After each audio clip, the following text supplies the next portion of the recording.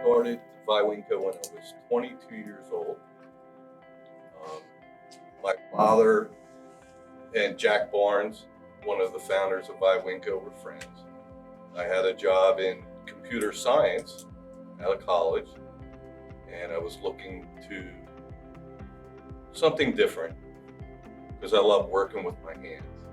One thing that Viwinco's always done from the beginning is put the highest quality product in there and go that extra mile. You know, our motto was always being the best, not the biggest. I love the philosophy of Viwinco.